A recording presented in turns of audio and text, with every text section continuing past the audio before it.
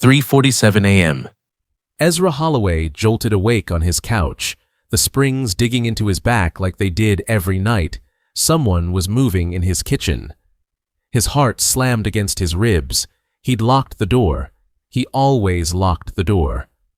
He turned slowly, and his entire body froze.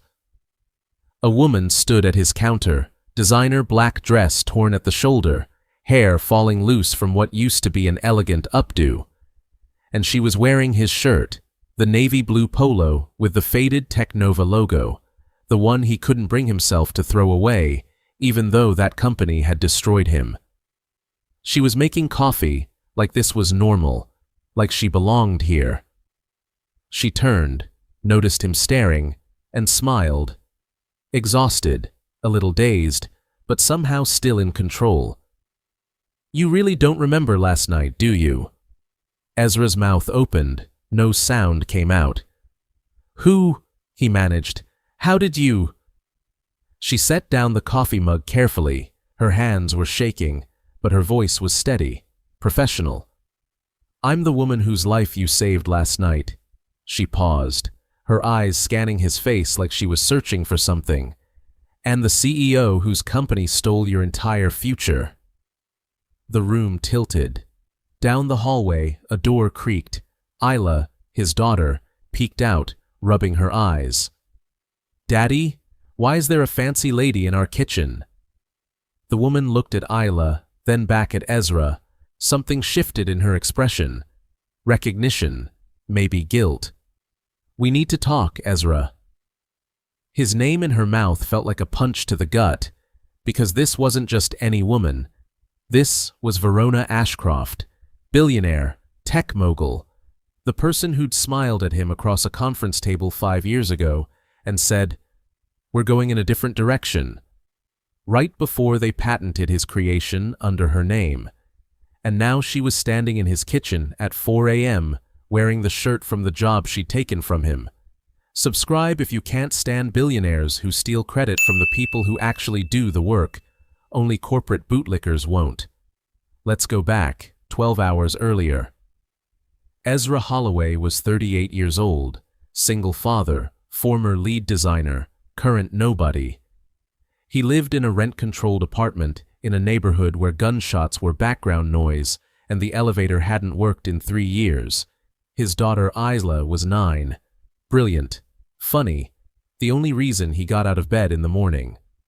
5 years ago, Ezra had designed a revolutionary UI system. Intuitive, accessible, beautiful. Technova Industries hired him.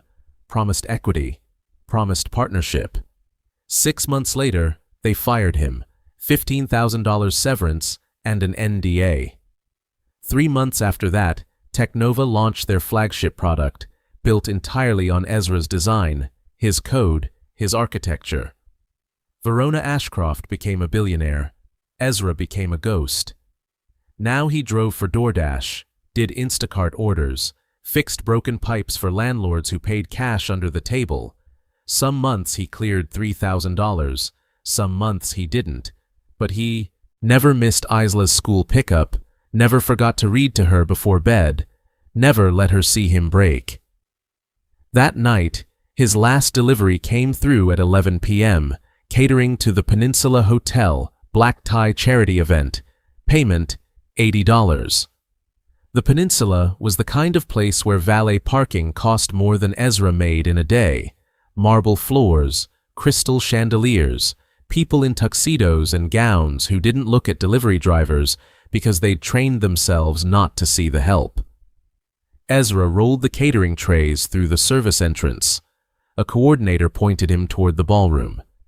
He wasn't supposed to go inside, just drop and leave, but the door was open, and he saw her. Verona Ashcroft. She was across the ballroom, champagne glass in hand, laughing with a circle of men in expensive suits. She wore white, elegant, powerful, untouchable.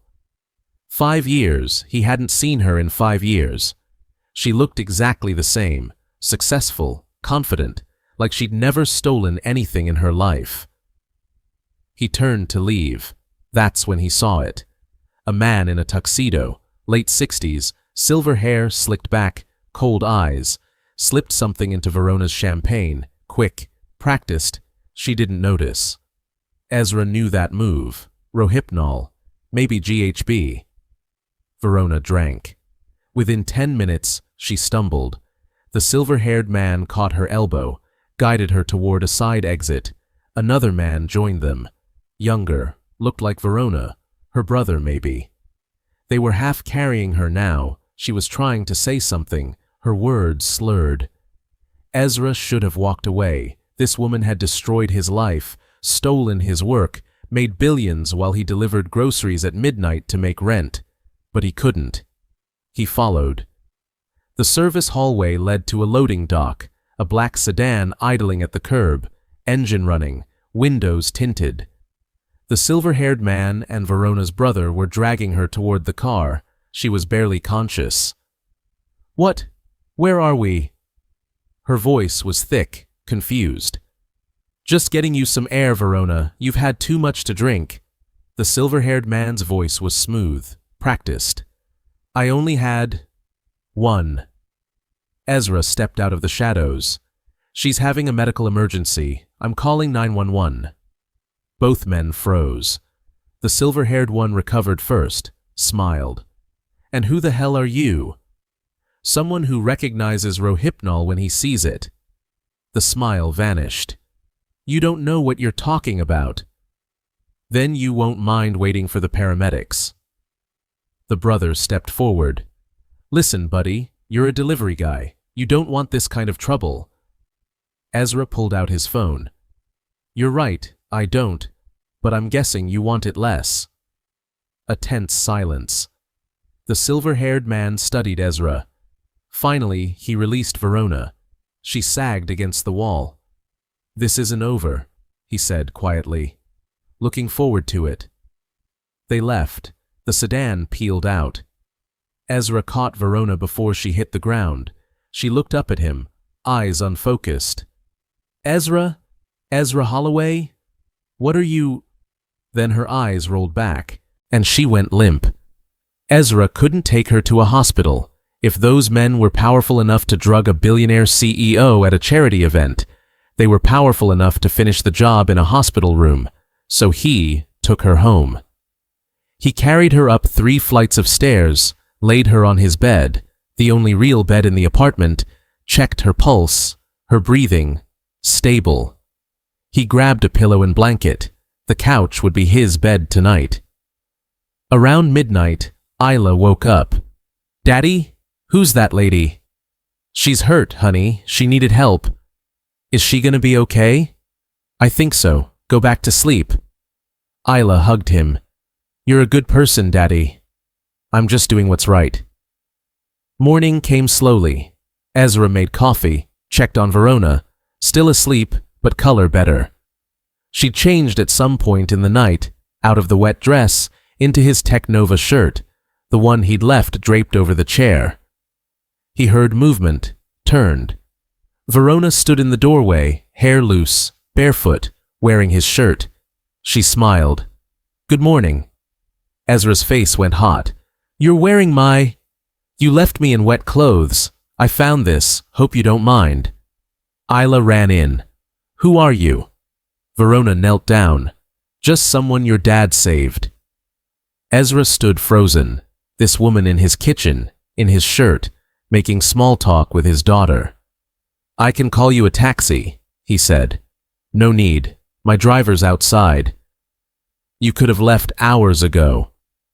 "I wanted to thank you properly." She poured herself coffee. "And return this." She gestured to the shirt, but she didn't move to take it off. "Isla, go get ready for school," Ezra said. The door closed. Verona reached into her purse, pulled out a checkbook, wrote something, placed it on the table. $100,000. "For last night," she said. "For saving me. For everything." Ezra stared at the check, then at her. "You think you can buy your way out of what you did?" Her expression didn't change. "I'm trying to make it right." "Making it right means admitting you stole my work, means putting my name on that patent, means the world knowing who actually built Technova. I can't do that. The board would... The board that just tried to drug and blackmail you? His voice was cold. Those are your priorities. She flinched. It's complicated. It's not. You stole my work. You destroyed my life. And now you think a check makes us even. I don't know what else to offer. How about the truth? Verona stood there, silent. Take your money, Ezra said quietly, and get out. She picked up the check, folded it, put it away. I'm sorry, she said, and she left. Subscribe if you're tired of billionaires buying silence instead of owning their crimes. Comment, credit the creator, if you stand with people like Ezra, not corporations like Technova. Only bootlickers who think wealth erases accountability won't. Later that day, Ezra turned on the radio. Breaking story, tech mogul Verona Ashcroft recovering from food poisoning after a charity event last night. Food poisoning. They were covering it up. His phone rang. Tobias Reeves, old colleague from Technova. Tell me it wasn't you, Tobias said. What? The guy who saved Verona Ashcroft. Ezra said nothing. Oh my God, Ezra, do you know who's asking questions? Callum Voss, board chair. He's building a case that you kidnapped her. What? Restraining order was filed this morning. They're saying you're obsessed with her, stalking her. Ezra, these people destroy lives for sport. You need a lawyer. I can't afford. Then you need to disappear. Because if they come after you, you'll lose everything, including Isla. The call ended. His phone buzzed. An email from Child Protective Services. Anonymous complaint, unsafe home environment. Inspection scheduled within 2 weeks. They were going to take her. That night, there was a knock on the door. Tobias Reeves stood in the hallway with a flash drive. I shouldn't be doing this, Tobias said. If they find out, I'm done. Then why are you? Because I was in that room when they fired you. I heard Callum Voss laughing about it, about how they got your revolutionary design for $15,000 and an NDA, and I said nothing. He handed Ezra the flash drive. What is this? Proof, emails, design documents, everything that shows you created the core tech, that Verona and the board knew it, that they fired you specifically to avoid paying you what you were owed. Ezra plugged in the drive. Hundreds of files, emails from Verona to the board. Holloway's prototype is revolutionary. We need to secure the IP before he realizes its value. Design documents with Ezra's digital signature, dated 6 months before Technova's product launch. Legal memos about how to structure his termination to avoid litigation.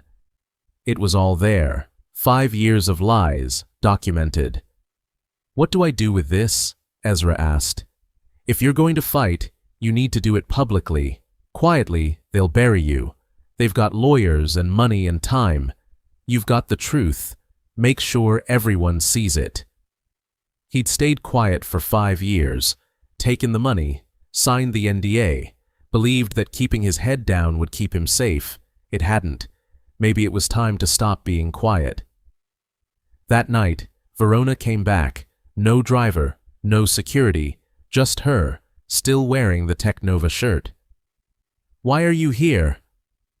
Because you were right, she said, and because my board just tried to have you arrested for saving my life. She sat at his kitchen table. I can't give you the company, she said, but I can give you the truth, publicly. Why now? Because they drugged me, Ezra, and when I woke up in your apartment, the first thing I thought was, this is the man I destroyed, and he saved me anyway. She looked at him. I'm tired of being the villain in my own life. Then stop being one. Isla appeared in the doorway. Are you the lady from TV? Verona smiled. Yeah, sweetheart, I am. Are you going to help my daddy? I'm going to try. Only if you're nice to him, He's the best daddy in the world. Verona's voice cracked. I can see that. Isla walked over, wrapped her arms around Verona in a hug. Verona froze, then slowly, carefully, hugged back. When Isla went back to bed, Verona wiped her eyes. I don't have kids, she said quietly. I built an empire instead. I thought that would be enough. Is it? No. If we do this, Ezra said, we do it my way, full confession, your name, my name, the board's crimes, all of it. I'll lose everything. Good. Then you'll finally know what it's like. She looked at him. Okay, let's burn it all down. If you can't stand corporate boards that drug their own CEOs to protect stolen profits, hit subscribe, comment, I stand with creators. If you believe talent deserves credit, not just a severance check, only people who side with Callum Voss and his criminals won't. They had 3 days. They contacted Sienna Ortega, a journalist known for exposing corporate corruption. She came to Ezra's apartment, listened to everything. This is front page, she said, but you need to be ready. They'll come after you with everything. They already are, Ezra said. The day before the press conference, a black Mercedes pulled up to Ezra's building. Lucinda Harrington stepped out, Verona's mother, cashmere coat, pearls, cold eyes. She had 3 lawyers with her. Mr. Holloway, Lucinda said, we need to talk. No, we don't. My daughter is clearly having a breakdown. This association is inappropriate. She looked past him at the apartment. You're a delivery driver living in squalor, preying on a vulnerable woman. Get out. I'm offering you $500,000. Sign an NDA. Disappear. I'm not for sale. Then we'll take your daughter. The world stopped. CPS is already investigating. How long do you think a judge will let a child live in poverty with a father who consorts with executives he's accused of stalking? One of the lawyers handed him papers, custody petition. Sign the NDA, Lucinda said, or lose everything. No. The door to Isla's room opened. Verona walked out. Mother, she said quietly, get out. Verona, don't be ridiculous. This man is using you. This man saved my life, twice. He's after your money. He threw my money back in my face. Choose him, and you're out of the family, out of the trust. You'll have nothing. Verona stepped closer to Ezra. Then I'll finally have something real. Lucinda stared at her daughter. You'll regret this. I regret a lot of things, Mother. This won't be one of them. The door closed. You didn't have to do that, Ezra said. Yes, I did. I gave up people who value money more than truth. That's not a loss. That's freedom. The next day, they held the press conference, downtown hotel. Conference room packed with reporters, cameras everywhere. Ezra stood at the podium, Verona beside him. 5 years ago, he began, I created a user interface system, revolutionary, intuitive, accessible. Technova Industries hired me, promised equity, promised partnership. He paused. 6 months later, they fired me, paid me $15,000 to stay quiet. 3 months after that, Technova launched a product built entirely on my design. Verona Ashcroft became a billionaire. I became invisible. The room was silent. Today, I'm here to say, I'm not invisible anymore. Verona stepped forward. Ezra Holloway is telling the truth, she said. I knew his work was revolutionary. My board and I made a calculated decision to terminate him and claim his intellectual property as ours. I am guilty of intellectual property theft, and I'm here to make it public. A reporter stood. Ms. Ashcroft, are you admitting to a crime? Yes. Why now? Because silence is complicity, and I'm done being complicit. Callum Voss stood from the back. Ms. Ashcroft is clearly unwell. This press conference is unauthorized. Sit down, Callum, Verona said. Ezra pulled out a folder. I have proof that you and Benedict Harrington drugged Ms. Ashcroft 3 nights ago to force her removal as CEO. He held up the toxicology report, medical documentation, security footage. You tried to orchestrate a scandal. I was there. I stopped you. Federal authorities have the same documentation. The FBI opened an investigation this morning. Callum's face went white, and he ran, literally fled from the room. Benedict Harrington followed. The cameras captured everything. The fallout was immediate. Technova's stock crashed, 40% in the first hour. Circuit breakers triggered. Trading halted. The board was dissolved. Callum Voss was arrested at the airport, charged with assault, conspiracy to commit kidnapping, and securities fraud. Benedict Harrington fled to the Cayman Islands, federal warrant issued. Lucinda Harrington released a statement disowning Verona. Verona resigned as CEO. Legal proceedings began to add Ezra Holloway's name to the patent. Settlement included immediate patent credit and 5 years of backdated royalties. Licensing deals came flooding in. Within a month, Ezra had more money than he'd seen in 5 years. He moved Isla into a better school, opened a small design consultancy, hired 3 people. One of them was Verona Ashcroft, entry-level designer. You don't have to do this, Ezra told her on her first day. Yes, I do, she said. I need to remember what it's like to build something real. 6 months later, the consultancy was growing, small but steady. Isla was thriving, scholarship to an advanced program, straight A's. Verona worked late most nights, learning code she'd forgotten, finding out who she was without the title and the power. One evening, they were cooking dinner together, the 3 of them. The doorbell rang. Sienna Ortega stood there with a book proposal.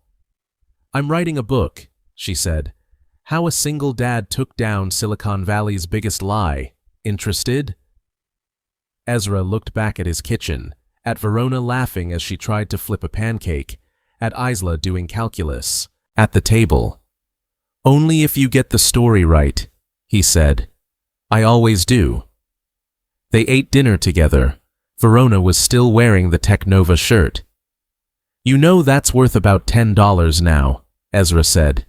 Good, then I'm wearing it for the right reasons. Isla looked up. Are you two gonna get married? Both adults froze. It's a fair question, Verona said. She looked at Isla. Would you want that? Isla thought about it. Only if you promise to always tell the truth, even when it's hard, especially when it's hard. Ezra and Verona looked at each other. That's a promise we can make, Ezra said. Verona reached across the table, took his hand. Yeah, she said, it is. They tried to erase him. They tried to silence him. They tried to take everything. But you can't erase the truth. You can't steal what matters most. Integrity, family, the courage to stand up when everything says to stay down. Ezra Holloway was invisible for 5 years, but he was never nobody, and now the world knew it. Subscribe if you believe corporations should credit the creators, not just the executives. Comment, Ezra was right, if you stand against. Only people who side with corrupt boards and IP thieves won't subscribe. This is how we change the system. One story, one truth, one stand at a time. Your voice matters. Use it.